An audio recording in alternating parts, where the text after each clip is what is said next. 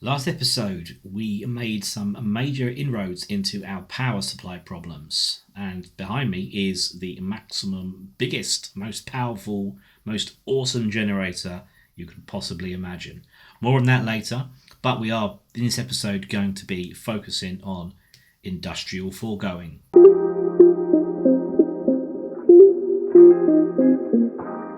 But before we do that, let's update you on the ice farm. So this was not working very well. There was actually only one area that was working, and it will teach me actually in future to not to just throw myself into farms, as fun as that is.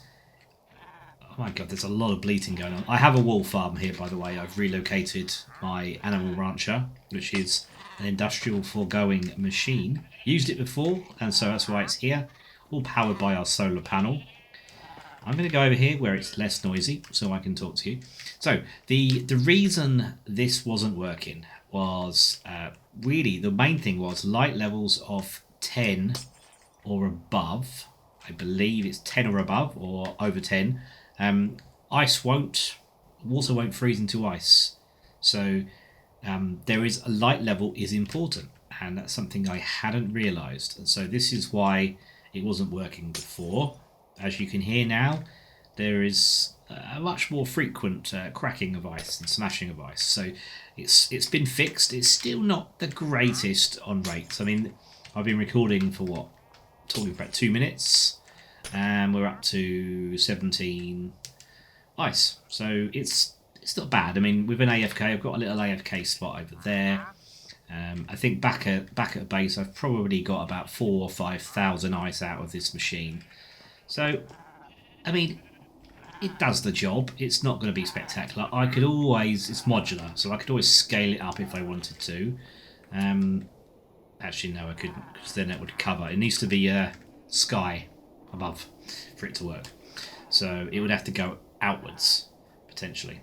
But anyway, not important, because I've got plenty of ice now, and that means that we can have plenty of power. Plenty of power is, of course, needed for any auto-crafting setups like I've got here, which is just wonderful. I love it, and I'm going to keep expanding it because I keep needing to, because some of the mods on this mod pack are pretty complicated. Upstairs from the auto-crafting floor, we have the zapping floor. So this is for power generation. We actually need to use these energizing rods to zap electricity at a number of different items. So I think, so this is a niotic crystal, which is produced by one diamond and a laser, and the same with energized steel, which is gold and iron ingots. Over here is, I think, so emerald for a spirited crystal, which is the second highest tier of power. And then finally, wrong thing, we have blaze rods and the nitro crystal, which is the most powerful crystal you can make in the game. And as you can see, it's quite a challenge to put together. You need 9 of these yellow things, and they make a block out of it, the blazing crystal, block of redstone times 2, and a nether star. We're standing in a little room that is slightly raised above the water below, and this is the room where I plan to do a lot of my Industrial Foregoing building. It is a process, like with most mods. You start off at sort of lower tier stuff and you can build up to higher tier. The tiers really in this mod are really called machine frames. So you've got machines, in short, that are the end product of what you're trying to do. These machines will help you automate all sorts of different things. So behind me here we have a material stoneworks factory, which is effectively a cobblestone generator in a block. But it's more than that, because you can actually change the order, the sequence of things after you've generated the cobblestone to generate gravel and then sand, or even just smelt it to get stone. Nice and compact, nice and easy. Each machine, depending on how advanced it is made up of a machine frame and some other items. The machine frames are actually in order. So if you ignore that last one, you've got the basic level, which is a very simple pity machine frame. then a simple machine frame, advanced, and then supreme. And if you can get to supreme, you can build all the machines, although some of them you can actually get with lower tiers. And to do these machines, you need to be able to extract some fluids from certain blocks. First of all, the pity machine frame, as you can see there, that's where you start. You can craft it reasonably easily with some iron and some redstone. For the simple, this is where you need to start using a dissolution chamber, which is a block that does some magic and combines blocks with fluids and will output a machine frame at the end of it. As you can see here, latex is required for a simple machine frame. Pink slime is required for an advanced machine frame. And then finally, ether gas is required for the supreme. And this ether gas is something, again, I've covered in previous episodes in my with a fart chamber, as I affectionately called it. But as you can see here, it's a little bit more expensive, this one. Thankfully, there aren't too many machines that need a supreme machine frame.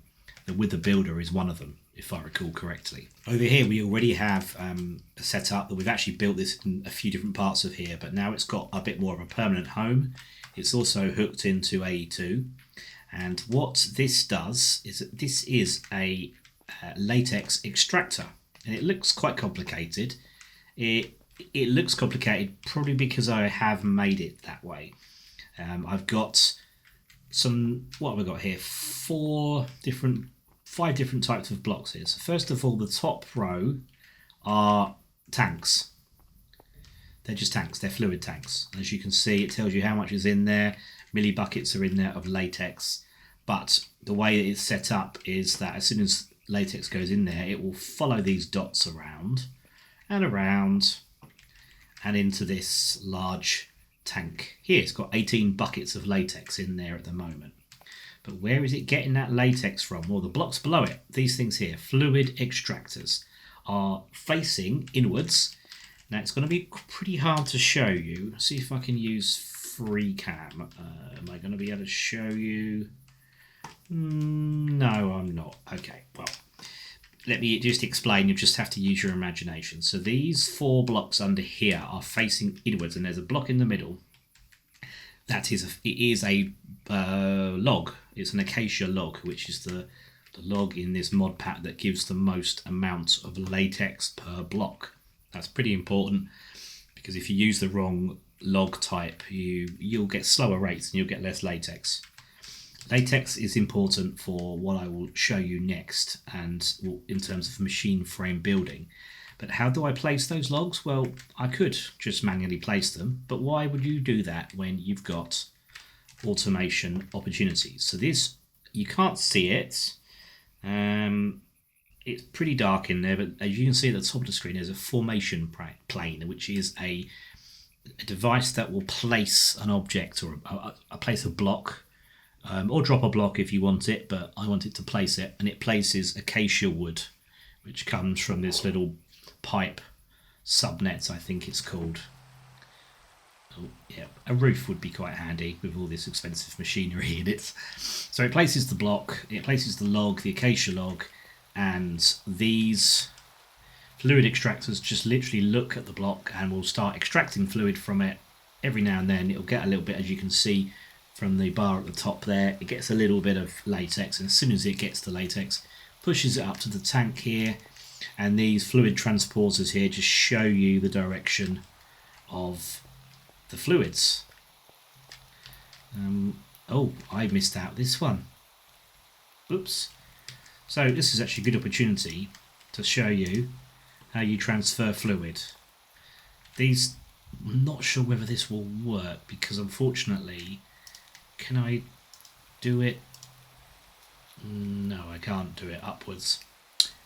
I'll need to think about this, but yeah, so this should be pushing us in this direction. So you need to change the.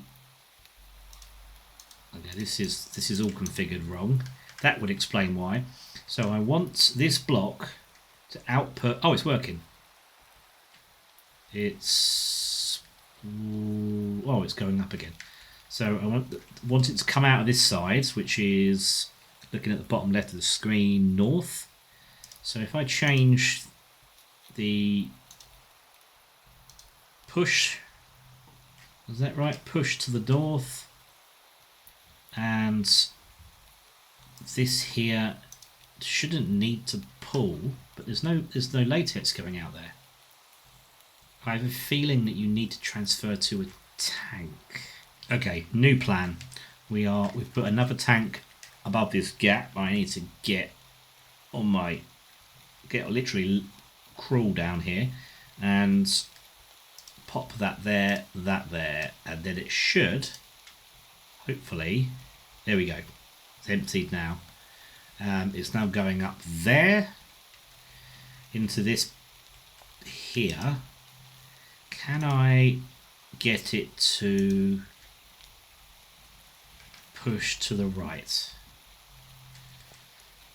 Yeah, okay, good. So now it's pushing it from there to there to there to there, all the way round, and then into this big bucket where we've got 21 buckets of latex already. So that is a rather overcomplicated look at latex production, but this is the fully automated way of doing things, whereas when I've started doing this before, it's been a little bit manual placing of blocks, for example, or even you can use create a deployer to place the wooden blocks if you wanted to. What do you do with latex? Well, we've got this bucket here of latex. The next step is to process the latex. So we will pop that machine here. We will need to power it from underneath. In fact, I'm going to do that first. Yeah, power from underneath just makes a lot more sense. So pop that there. You can see at the top of the screen it's max powered already. We will then... what did I just do? I don't know. I just had a block placing noise. Okay, so we will then output from this machine and input into here. As you can see, it's filling up slowly. So it can only fit 16 buckets in at a time. So this is why we need this kind of, all of this storage really, is if it does back up, if the production is faster than the processing, then it will back up. So we need plenty of storage so we don't lose a huge amount. What this then means is that if we get a full amount of fluid and it's powered, we need something else. Water. Of course we need water. I knew that. I knew that completely. I think it's something you don't need to... yes, you need to fill it up. So we can pump water up from below. We've got an infinite water source over there, but there's a lot of hassle having to pipe all that over here. So Industrial Foregoing has a block for that. If I can find it, I think it's... nope, it's not that one. Not that one. They are quite samey looking. Mob duplicator, dissolution chamber, laser drill, animal feeder. Here we go. Water condensator. Firstly, underneath we pop a water block. Secondly, we then get the condensator and place it over that water block. So you've got, already we have one. Oh, I missed my magnet. I'm trying to turn it off because it is a pain, but it does mean you have to fly around a lot more. Okay, so we've got the water condensator here. It is not powered. However, you can actually soak, or what's the word? Where you can actually have a waterlogged block for power. Right, so we don't need water in the corners or in the sort of the diagonal blocks, only sort of on the sort of north, south, east and west axis. So I should be able to waterlog this pipe without it going down. Let's go and check that it's not leaking down below. No, okay, good. So that means we've got power going into that block, but equally we've also got it waterlogged, so it will, yeah, it's already filling up with water, as you can see there. But that rate will only get faster if we add more blocks around the edge of it. I'm going to pop some less invasive looking trapdoors down here, and I'll think of something a little bit more aesthetically pleasing in future. But I mean, this is a major part of this process, is once we've got latex, we can then turn it into rubber, which is then something you move into plastics, and that's the start of the whole process. So we're looking at it, we've already taken almost half of this area up, so we may need to expand a little bit. We've got a room next door here which I've just dumped mechanism stuff in, so we may need to borrow that room and move mechanism somewhere else. There was definitely something got placed in. Oh yes, I know what it is. It's the logs in there. Of course it is. Yes, the logs run out because we've got a load of latex out of them, and then the formation plane is placing them. It's obviously, duh. Right, let's get this extracting water and that water going into here. Because once we have water in here, we can then start making rubber. Now, finally, that will go into there. So that will go down. This is now filling up with water. It's processing. And we have tiny, dry rubber. Yes. Yeah, it sounds like it's a bit of a challenging process. It's not challenging. It just takes a bit of getting used to. And then once you've got all of this automated, life becomes very easy indeed, believe me. I mean, this is effectively a water generation plant. You don't need an infinite water source really when you've got this. I mean, as you can see, the actual fluid that's in it is, I don't need. I might even try and take away this, and yeah, it's still not filling up. So I don't need that water source. Sorry, not filling up. It's still not emptying. Okay, well, in that case, there's a lot less water than you need, really. So one below it, one to the side. And use the power cable, just waterlog that, and then you've got yourself a pretty straightforward solution. And a much more compact solution than I first thought. Tiny dry rubber times 9 will give you dry rubber. So there is an auto crafting opportunity here. I first of all need to sleep, but then we'll start looking at how we can automate the next stage of the process. We're still a long way from this sort of thing yet, unfortunately. But we have tiny dry rubber, so let's get this picked up by AE2. And how would we do this? What's the best way to do this? We've already used the top face for here. Things might get messy, but we need an import bus there. That's the only side at the moment that we can use. Let's bring a cable up here. That should be online. Hopefully we've got enough channels, 2 channels, which is what I expected. And all we need to do then is tell the output to go out of the front. I need to disable push. There we go. And now the tiny dry rubber is coming out and going into my main AE2 network, which means we should be able to see it from this terminal. Let's have a look. Tiny. There we go. It's in there. So we need then to craft 9 of these tiny dry rubbers into one. What is it? It is a dry rubber. Tiny dry rubber into dry rubber. So this is a smelting action. Okay, so it's not a crafting, so we can use a mechanism smelter. We can use a create blasting to make plastic. Ah, I see, yes. Okay, so to make dry rubber, we craft into from 9 tinies into 1 dry rubber. So that's easy. We can use a A2 auto crafting.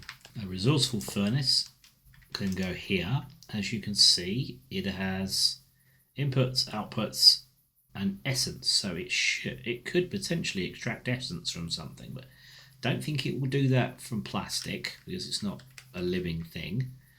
Do I have an export? Yes, I do. I have 27 of them. So I then need to export into this furnace. So this is where I need to put the filter. I want dry rubber, which we've crafted, into here, and it's filling it up. And nothing's happening because I haven't powered it, so I need to dig out a block below to power it once again. You can see why I put so much effort into power production. So important for all of this sort of stuff. As you can see, it's going to keep doing this. I need to somehow, and I haven't worked out how to do this yet, set auto ordering so that it will constantly craft this constantly craft tiny dry rubber into dry rubber, because at the moment I don't want to have to do an order every time. So there is a way that can be done, I'm sure. So the output will be pushed back into the AE2 network. So all of this is using AE2 to manage items and move items around and to store items. So this is where it's such a powerful tool. These 4 frames that I told you about, first of all, you can craft that one. The second one, and in fact all the remaining 3 need to be done in a dissolution chamber. So this is probably the most challenging area for automation. We have a need for a fluid, and we have a need for all of these things here. So we have plastics. We also need to craft pity machine frame. So all the auto crafting can be done. That's not a problem because that is a standard crafting block. But however, you need to use these dissolution chambers. You also need to, when you automate, you need to be very selective with how you place or feed blocks into this chamber, because it can quite easily get confused and fill up different things. And the video by Mondays on this topic, when he looks at how this can be done in a fairly simple way, effectively using a barrel and setting the dissolution chamber to just certain settings through AE2, and it's pretty good, and I recommend. I'm not going to even attempt to explain it. He does a better job than I ever could, and I think I'm just going to skip to the dissolution chamber automation bit. Go see the Monday video. I will put a link in the description for this video, and if I've forgotten, remind me in the comments, please. Okay, so the next day in real life, we have a bit of an upgraded setup. Really happy with it. It's 99% automated, which is cool. The downside is with these shaders, you can't actually see what I've got on these storage monitors, which are meant to tell you how much storage we have of the respective item. I mean, you can just about see that. So I'm going to turn shaders off. As you can see, we have ether gas, we have pink slime and latex. Latex coming from here, pink slime coming from some mob killing farms that I used to have way over there by the warehouse. So I had plenty of backup pink slime. This is actually not coming in. There's no farms generating this at the moment. And the ether gas or wither farts is 0, but that's because it's in here. We have 3 machines, 3 dissolution chambers, each creating a different tier of machine frame. Got 94 tiny dry rubber, which is what we get from the trees. So that gives us 21 dry rubber, which should be smelted in here as soon as we've crafted it. and create and crafted and smelted into plastic. So this will then kick off this process, which will output a simple machine frame. That is the output from this. So this is a simple machine frame generator. The way I've set this up is using item transporters, which are the only way that I can think of that actually puts what you need in the right slots and in the right amount. So it's a bit of an awkward one. You can't just use AE2 buses just to put stuff directly in. For those that want to do this, my tip is just to use, if you're using AE2, and probably the same applies to refined storage, is just use an export bus, pop it in a chest or a barrel, the stuff you need, and then use an item transporter, which you don't need to filter really because you've got everything you need. The filter is, if I can just get up here, there's so many cables here. I've put the filter on the AE2 export bus, which goes into the barrel, and then when the most important thing to get this right is to make sure that you lock the input.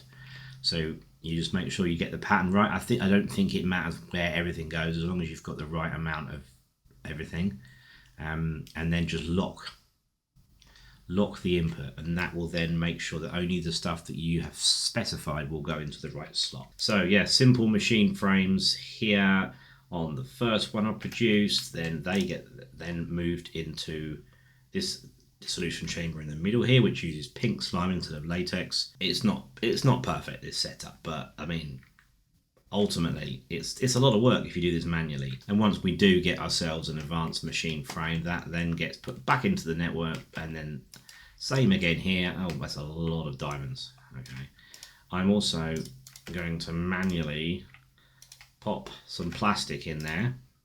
It should come down here, and then the progress starts to create our advanced machine frame. Now once that is done, it should in theory disappear because it goes back to the AE2 network.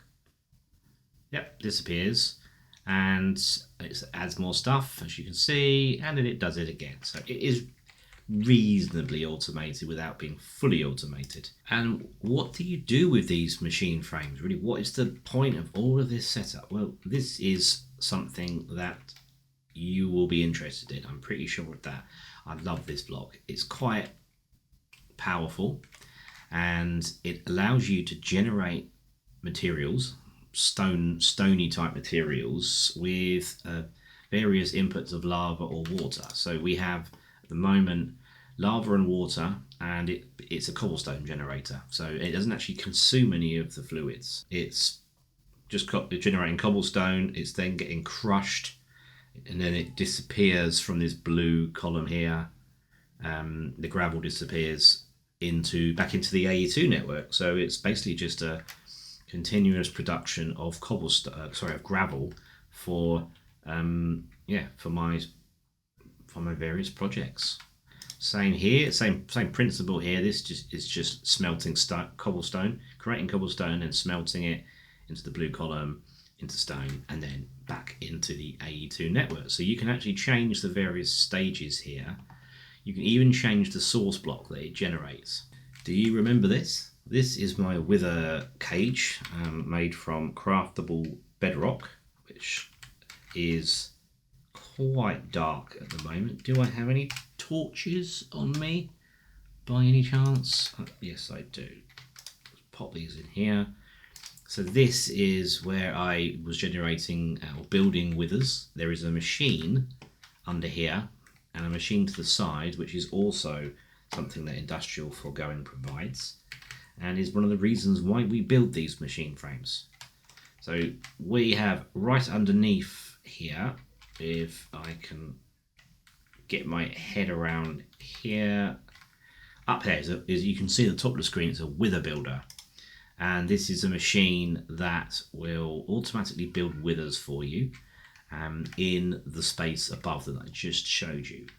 So for those that have already seen my earlier videos, I won't necessarily go through this in full detail, but basically it builds withers as long as you've got the ingredients you need to build a wither. In essence, it will build withers, it will continually build withers for us.